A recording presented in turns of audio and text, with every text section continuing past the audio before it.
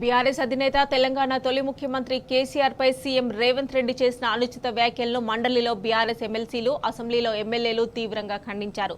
కేసీఆర్ పై రేవంత్ చేసిన వ్యాఖ్యలను వెనక్కి తీసుకొని క్షమాపణలు చెప్పాలని డిమాండ్ చేశారు. జై తెలంగాణ నినాదాలను సభలో మార్మోగించారు. అనంతరం మండలి నుంచి, అసెంబ్లీ నుంచి బీఆర్ఎస్ సభ్యులు వాకౌట్ చేశారు.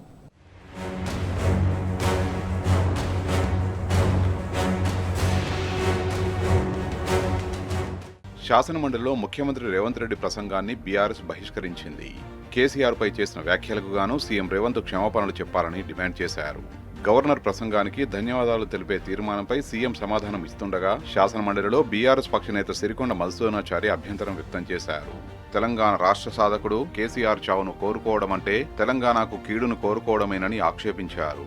సీఎం రేవంత్ రెడ్డి చేసిన వ్యాఖ్యలపై క్షమాపణ చెప్పిన తర్వాతే గవర్నర్ ధన్యవాద తీర్మానంపై మాట్లాడాలని డిమాండ్ చేస్తూ బీఆర్ఎస్ సభ్యులందరూ సభలో నిరసన తెలిపారు.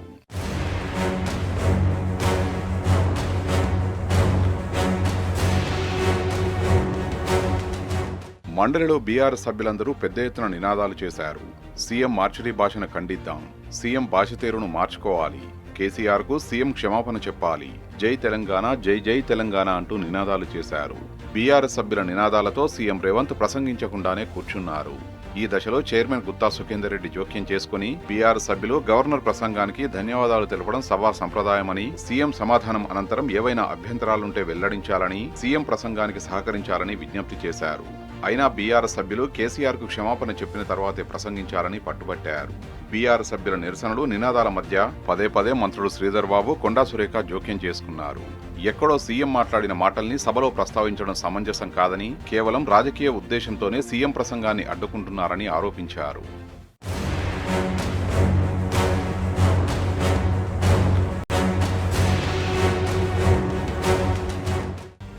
ఇప్పటికే అసెంబ్లీలో దీనిపై సీఎం రేవంత్ వివరణ ఇచ్చారని మంత్రులు పేర్కొన్నారు.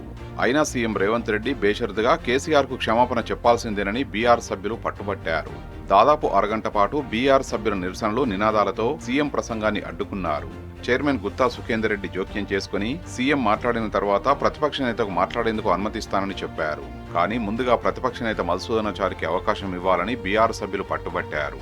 చైర్మన్ అంగీకరించకపోవడంతో ప్రభుత్వ తీరును నిరసిస్తూ సభ నుంచి వాకౌట్ చేయాలని నిర్ణయించుకున్నట్టు మధుసూదనాచారి ప్రకటించారు. బీఆర్ఎస్ అధినేత కేసీఆర్ చావును కోరుకున్న నాయకుడి ప్రసంగాన్ని తాము వినేది లేదని పేర్కొంటూ వాకౌట్ చేశారు. బీఆర్ సభ్యుల వాకౌట్ తర్వాత గవర్నర్ ప్రసంగంపై సీఎం రేవంత్ రెడ్డి వివరణ ఇచ్చారు.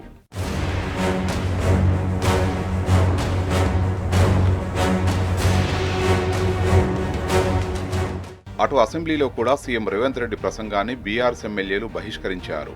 గవర్నర్ ప్రసంగానికి ధన్యవాదాలు తెలిపే తీర్మానంపై సీఎం సమాధానం ఇస్తుండగా బీఆర్ఎస్ సభ్యులు సభ నుంచి వాకౌట్ చేశారు. బీఆర్ఎస్ అధినేత కేసీఆర్ పై అనుచిత వ్యాఖ్యలు చేసిన నాయకుడి ప్రసంగాన్ని తాము బహిష్కరిస్తున్నామని ప్రకటించారు. 10 ఏళ్లు రాష్ట్రాన్ని ప్రగతి పదంలో నడిపిన పాలనాధ్యక్షుడైన కేసీఆర్ చావును కోరుకోవడం అంటే తెలంగాణకు కీడును కోరుకోవడమే అని బీఆర్ఎస్ ఎమ్మెల్యేలు ఆగ్రహం వ్యక్తం చేశారు. అందుకు నిరసనగా తాము సీఎం ప్రసంగాన్ని బహిష్కరిస్తున్నామని చెప్పారు.